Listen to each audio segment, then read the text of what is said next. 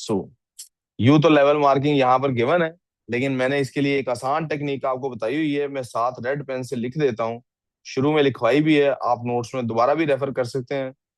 पील technique बहुत मशहूर technique है ऐसे राइटिंग की। क्या टेक्निक है? You always make a point, you give its evidence, you give your analysis, and then you link it with the rest of the question. इसके अंदर क्या इंपॉर्टेंट बात है? पॉइंट्स आपको कितने देने हैं? 4 मार्क्स के क्वेश्चन के लिए आपको पॉइंट्स देने होते हैं sometimes 2, sometimes 4, sometimes 2 and sometimes depending upon the question. Question की स्टेटमेंट से पता लग जाता है वो कितने पॉइंट्स मांग रहा है आपसे। ठीक है। एविडेंस क्या देना होता है आपने? 4 मार्क्स के क्वेश्चन में हो या 10 मार्क्स के क्वेश्चन हो, एक आपने कुरानिक पैसेज का रेफरेंस देना होता है और एक उसी की सपोर्टिव हदीस देनी होती है। एनालिसिस क्या देना होता है? सेल्फ रिफ्लेक्शन देना होता है आपने 4 मार्क्स के लिए।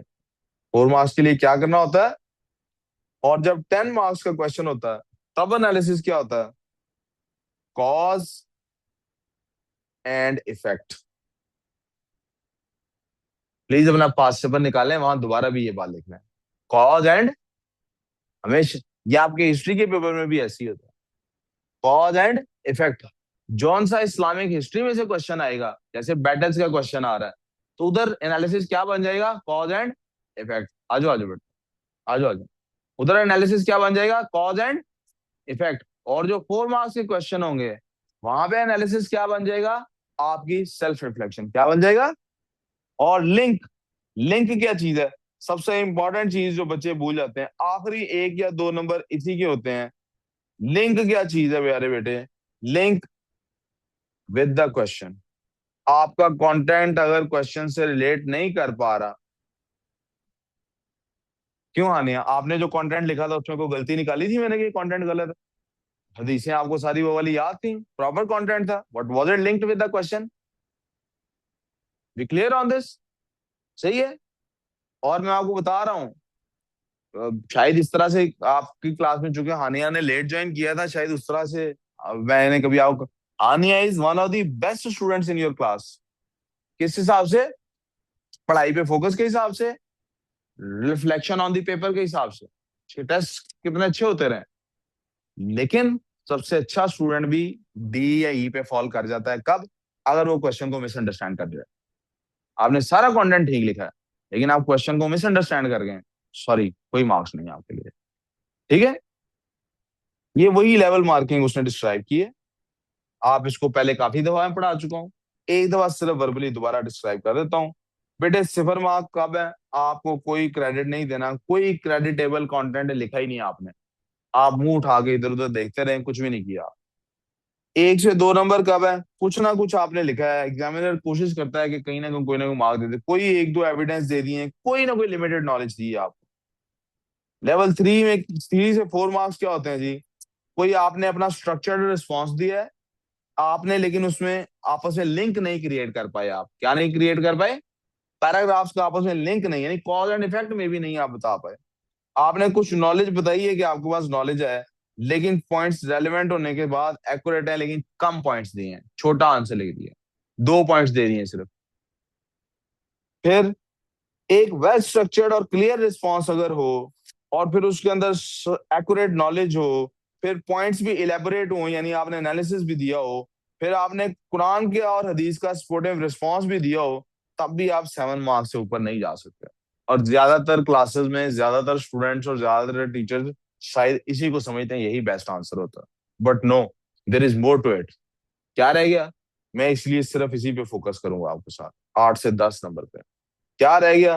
Well structured. देखें ये भी वेल स्ट्रक्चर्ड है, नॉलेज दी है, नॉलेज है जी रेलिवेंट, पॉइंट्स डिटेल में है, वेल डेवलप्ड है, रेलिवेंट है, एनालिसिस आ गया आपका। कुरान और हदीस भी आपने दी है, points made are, other relevant quotations भी आपने दे दी। और आपने जो चीज यहाँ नहीं लिखी वो क्या है? लिंक क्रिएट किया कि नहीं। एक्चुअली ये बात भी लिखी हुई है, लेकिन डायरेक्ट नहीं लिखी हुई। कहाँ लिखी हुई है ये बात? रेलिवेंट वर्ड जहां जहां लिखा हुआ। What does the word relevant mean? कि इसका उससे कोई लिंक है। Are we clear on this? सात सलमान समझ आ गई बेटे? आमना और साद आपको समझ आ गई है? Yes sir. साद आप सो गए हैं? अंडरस्टैंडिंग पार्ट बी क्वेश्चन, जो हमारे पास 4 मार्क्स का क्वेश्चन होता है, ये तो बहुत सारे जी सर क्वेश्चन में समझ आपको आ गई सॉल्व है। करके।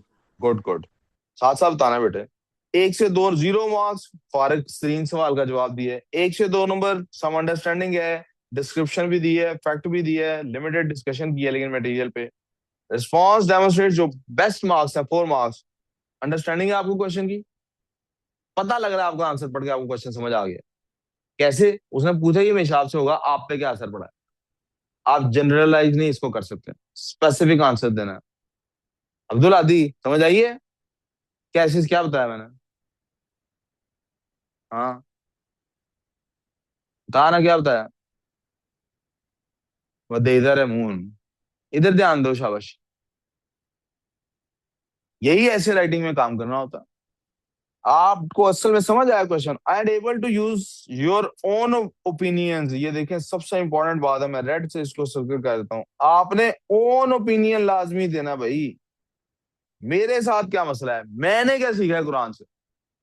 मुझे कुरान पढ़ता हूं तो क्या लगता है मेरे से अल्लाह मियां क्या बात कर रहा है। डायरेक्ट पर्सनल मैसेज क्या फील हुआ है, जेनेरिक बातें तो सारे सुना देते हैं।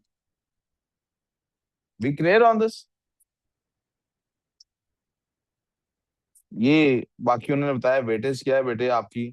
आप जो जितना मर्जी तैयारी आप कर लें, जितनी मर्जी आप अच्छा नॉलेज दे दें, आपको 68% यानी सी से ऊपर आप नहीं जा सकते।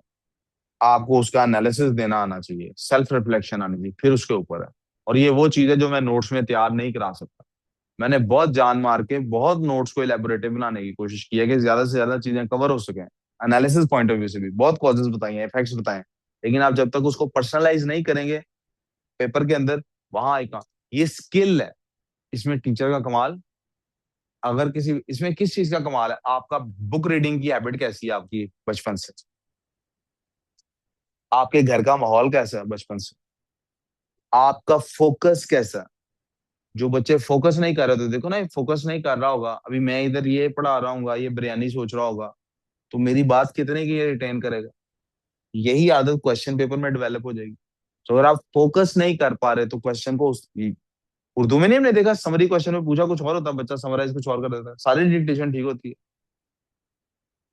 और फिर उसके 32, यानी आपको सी क्रॉस करना है तो आपको अपना स्किल डेवलप करना है। मेरा क्रेडिट, मैं आपको एक और टीचर्स ट्रेड सीक्रेट बताता हूँ। मुझे क्रेडिट अगर दिया जा सकता है ना किसी बच्चे के ग्रेड, यानी मुझसे मुराद टीचर को, इस्लामियात पास स्टडीज में अगर किसी ग्रेड का क्रेडिट दिया जा सकता है ना, कि ये टीचर की वजह से आया, सिर्फ सी है। सी से ऊपर तो बच्चे का स्किल है। माहौल हम बना सकते हैं, हम बहुत पुश करके बच्चे को बी तक पुश किया जा सकता है। मैं इस्लामियात और हिस्ट्री के पेपर के लिए बात कर रहा हूँ, नॉट फॉर ज्योग्राफी। बी तक पुश कर सकते हैं जबरदस्ती बच्चे को, कि हमने प्रैक्टिस करा करा के, टेस्ट ले लेके, टेस्ट सीरीज चला चला के बच्चे को बार बार सवाल का जवाब, उसके ऊपर सिर्फ और सिर्फ बच्चे का अपना स्किल। आप देखेंगे ऐसे बच्चे बिल्कुल टोटली बाकी सब्जेक्ट्स में नालायक होंगे, इस्लामाबाद पास स्टडीज में स्टार लिया होगा। उनकी एनालिटिकल एबिलिटी बहुत अच्छी है, मेहनत करने की आदत।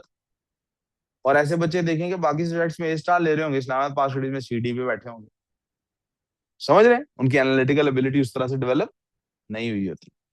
सो इसलिए आपने इस महीने को, मैं फिर जोर दे रहा हूँ, सारे साल की मेहनत एक तरफ, इस आखिरी महीने की मेहनत एक तरफ। ये वही सिलेबस कंटेंट जो ऊपर है, उसके आगे फर्दर टॉपिक्स हैं, हम ये पेपर में अपने नोट्स में भी लिख चुके हैं और बार बार डिस्कस कर चुके हैं। पेपर में अटैच इसलिए किया है कि किसी को भी मिस ना हो कि सिलेबस क्या है।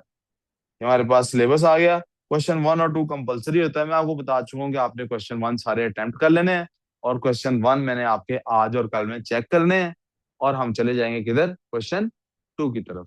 अब जरा एक पार्ट सिर्फ और सैंपल मैं सॉल्व करने लगा हूँ। क्यों सैंपल के तौर पे सॉल्व करने लगा हूँ एक क्वेश्चन? मैंने देखा है जितने बच्चों ने भी चेक कराया ना, उन्हें पता ही नहीं है पेपर में ये लिखना कैसे है। यानी कंटेंट आता भी है, पेपर डेवलप करना नहीं आता। तो मैं एक करके दिखाने लगा हूँ। जिन्होंने अभी नहीं भी पेपर देना, इसको गौर से सुन लें और सीख लें इस बात को। बहुत सारे बच्चे बहुत अच्छा लिखने वाले भी इस गलती पे होते हैं। बेटा सवाल है, choose any 2 of the following passages. आपने 2 पैसेजेस करने हैं कोई। कोशिश करनी है हमेशा के लंबा पैसेज चूज नहीं करना। क्या कोशिश करनी है? लंबा पैसेज चूज, और अगर करना है तो मैक्सिमम एक लंबा पैसेज चूज करना है, तीन में से दो आने हैं ना। लॉन्ग पैसेज चूज क्यों नहीं करना? You are given fixed space. जरा जरा नोट कीजिएगा यहाँ पे। Answer four questions in total, answer one question number one, answer question number two. इसका मतलब है ये दोनों क्या हुए? कोई छोड़ सकता है इनको? Answer any other two questions. Total कितने दिए होंगे? पांच। टोटल कितने दिए होंगे? Okay. Right, use a black और डार्क ब्लू पेन। आप सिर्फ ये दो पेन यूज कर सकते हैं। क्या नहीं यूज करना? No gel pen. एग्जामिनर कह रहा है don't use pointer as well. मैं आपको रेकमेंड करूंगा पॉइंटर यूज करने में कोई प्रॉब्लम नहीं है, यू कैन यूज पॉइंटर। लेकिन बेस्ट रिकमेंडेशन क्या है? बॉल पॉइंट, अच्छी क्वालिटी की बॉल पॉइंट्स लेके जाएं। ठीक है। और जो बॉल पॉइंट आपने पेपर में इस्तेमाल करनी है, जो बॉल पॉइंट आपने पेपर में इस्तेमाल करनी है, वही वाली बॉल पॉइंट्स अभी से 10-12 खरीद लें अपने पास। और जो पेपर सॉल्व करें उन्हीं से करें, क्योंकि ये बॉल पॉइंट भी ना डिफरेंट बॉल कंपनी की बॉल पॉइंट्स की डिफरेंट किस्म की राइटिंग होती है। तो आपका राइटिंग स्टाइल आप पे बैठ जाए ताकि। ठीक है। Mercury is a good brand. मैं किसी भी ब्रांड का बल्कि क्या ही नाम लेना। हाँ। जेल पेन अलाउड, वो रोक कहीं लिखा है जेल पेन? ये देखो, do not use ink pen नहीं अलाउड होता, करेक्शन फ्लूइड नहीं अलाउड होता। बार कोड के ऊपर आपने नहीं लिखना, कहीं लिखा है जेल पेन अलाउड नहीं है? नहीं ना लिखा हुआ। जेल पेन क्यों नहीं इस्तेमाल करना भाई? क्या ऐसा होता है आप में से किसी बच्चे के साथ, उसको 1.5 घंटे में जब इतना सारा लिखना पड़ जाए तो हाथ पे पसीना आ जाए? होगा किसी के साथ? कोई वहां पे पानी पी रहा है तो पानी पीते पीते ड्रॉप एक पानी का गिर गया पेपर पे। आप जरा घर में एक्सपेरिमेंट करके देखें, जेल पेन से लाइन लगाएं, एक एक दूसरी बॉल पॉइंट से लगाएं, एक पॉइंटर से लाइन लगाएं, एक एक ड्रॉप पानी का तीनों पे गिरा के देखें, फिर देखें क्या होता है। आप पता लगे मैं क्यों बॉल पॉइंट का कह रहा हूँ। टोटल मार्क्स 50 हैं बेटे। चार सवाल करने हैं आपने 1.5 घंटे के अंदर। टाइम देखें हमारे पास 1 hour and 30 minutes। There is no change in this right now. कोई चेंज?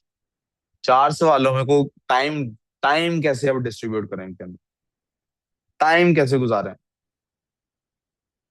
52 मार्क्स, 50 नंबर है। मिनट्स कितने हमारे पास हैं? 90। कितने मिनट्स हैं? अगर मैं 90 मिनट्स को डिवाइड कर दूं 50 मार्क्स के ऊपर, यानी पर मार्क कितने मिनट आपके पास अवेलेबल हैं, तो ये 1.8 मिनट्स तकरीबन बनते हैं। ठीक है। 1.8 बनते हैं। कितने बनते हैं? पर मार्क 1.8 मिनट बनते हैं। 1 पॉइंट, इसका मतलब है आपको 15 से 16 मिनट गुजारने हैं इसके ऊपर। पीछे आपके पास रह गए 75 मिनट्स। कितने रह गए? अगले तीन क्वेश्चंस को आप 25-25 मिनट देना। We good on this? Time पता लग गया आपको? 25 मिनट्स इसको दें, 25 इसको दें, और 25 इसके साथ। यूं आप 90 मिनट्स में कवर हो जाते हैं। अब न्यू एडवाइस, एडिशनल एडवाइस। आप क्वेश्चन वन को वाकई दें 12 से 15 मिनट्स। आप question two, question three, question four, सबका क्योंकि सेम स्ट्रक्चर है, ए पार्ट है 10 मार्क्स का, बी पार्ट है 4 मार्क्स का। चार क्वेश्चन यहां से थ्री और फोर से मुराद है जो आपने थर्ड और फोर्थ नंबर पे करना है। आप इनको दें 20 से 23 minutes. Please don't go to 25, 23 भी ज्यादा ही कह रही है यार। 20 से 22 मिनट्स।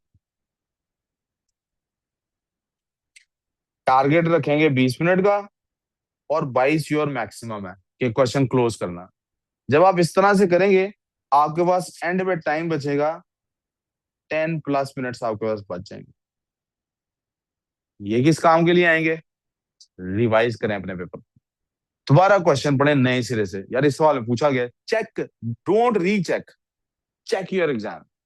आपकी पास पेपर मेरे साथ करने में एक एडिशनल प्रैक्टिस ये मैंने करवानी है। मैंने आपके खुद पहले पेपर चेक करना है, फिर आपको एक दूसरे का पेपर चेक कराना है मार्किंग करने के लिए, ताकि आप क्रिटिकली अपने पेपर को देख सकें पेपर वाले दिन। यार इसमें और क्या हो सकता है, क्या मिस है, क्या नहीं है। Did you understand this? जब आप इस तरह से काम करेंगे, इस बड़ी सिस्टम पे काम करेंगे, आपको पेपर एग्जामिनर का माइंडसेट आपके दिमाग में बैठेगा। आप सोचें, आप अपने पेपर को अगर क्रिटिकली देख सकेंगे तो कैसा काम करेंगे। We good on this? अच्छा जी, ये हो गया। और बार कोड्स पे नहीं लिखना आपने, ये आपके पास अच्छा, ये भी आज ही बता देता हूँ। यहाँ बेटे आपके पास SOE आ चुकी है आप लोगों की जी।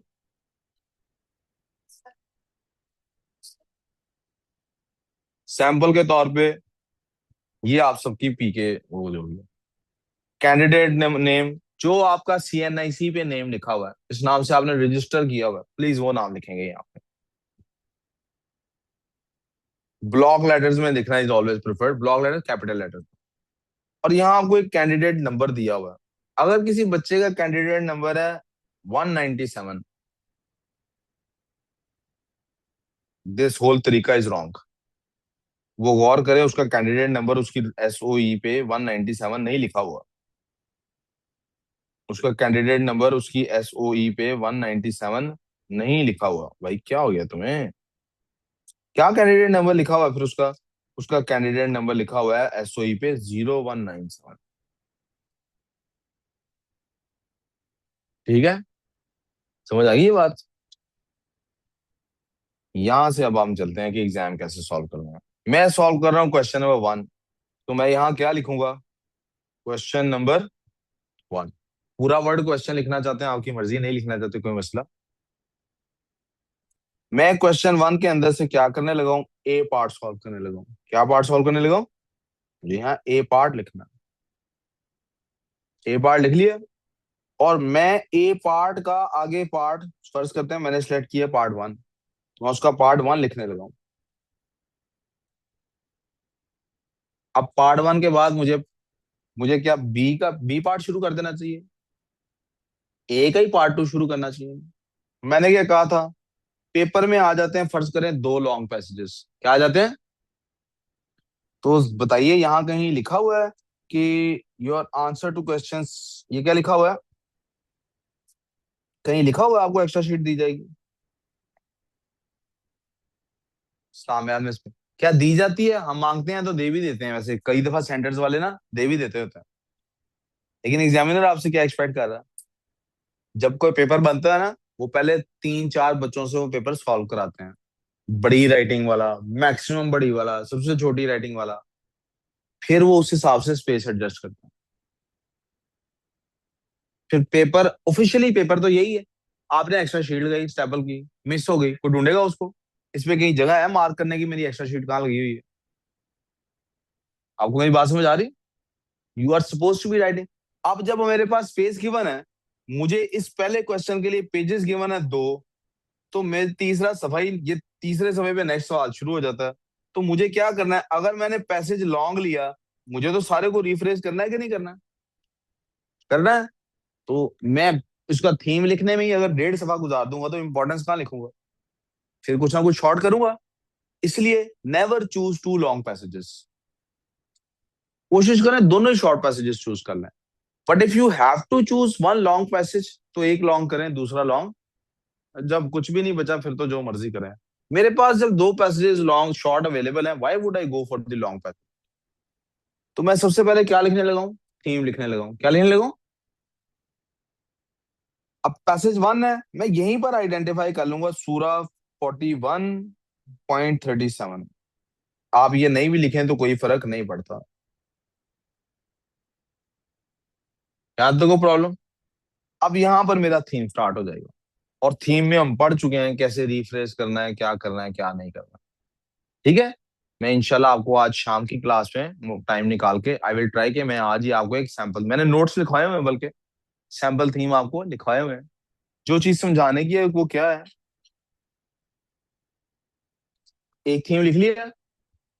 इसके बाद पार्ट 2 शुरू करूंगा, लेट्स से यहाँ पे। अभी भी क्या चल रहा है? थीम चल रहा है। अभी भी क्या चल रहा है? अभी भी सूरा का नाम लिखूंगा। क्या नाम लिखा हुआ है? सूरा 42.4 से 5। सूरा 42.4 से, मैं यहां भी थीम लिख रहा हूं, ना करो। और यहां भी क्या लिख रहा हूं, थीम लिख रहा हूं बेटा।